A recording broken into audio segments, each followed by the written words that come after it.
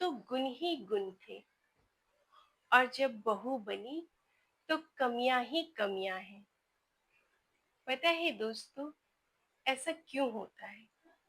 जब बेटियां मायके में होती हैं तो उनकी कमियां भी माँ बाप को ऐसा लगता है कि अरे अभी तो बच्ची है, सही हो जाएगी, सुधर जाएगी, और उसकी गलतियों पर उसे डांटते हैं, या जरूरत पड़ने पर एक दो थप्पड़ मारने के बाद उसे समझाते हैं कि देखो बेटा, ये गलत है, ये सही नहीं है, और फिर उसे एक्सेप्ट करते हैं ना।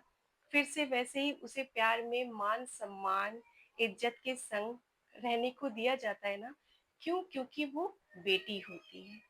और शादी होने के बाद बहुओं में कमी ही कमी जो निकल आती है दोस्तों, उसके पीछे एक सबसे बड़ा जो मेन रीजन है वो ये है कि हम एक 20-25 साल की लड़की से 50 साल की औरत की अपेक्षा कर लेते हैं कि अरे, इसके तो माँ बाप ने इसे सिखाया होगा, इसके घर वालों ने इसे बताया होगा कि ये चीज कैसे होगा, वो चीज कैसे होगा, इससे तो कोई गलती हो ही नहीं सकती।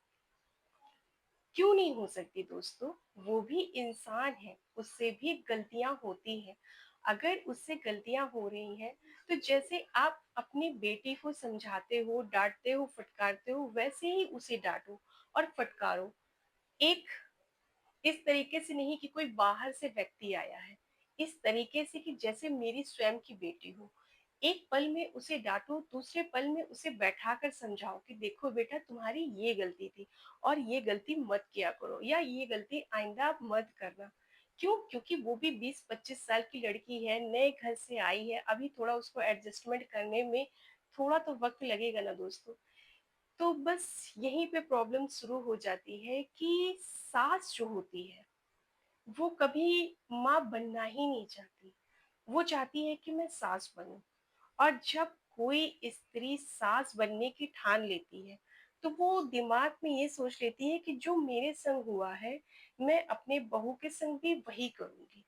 मैंने जो झेला है ये क्यों नहीं झेलेगी, ये भी झेलेगी, इसे भी पता चले। तो मेरा बस यही कहना है कि ज़रूरी नहीं कि जो चीज़ें हमने झेली है वो हम अपने आगे के संतान, अपने बच्चों को भी वही चीज़ें झेलाएँ, क्योंकि उसका कोई मतलब नहीं है।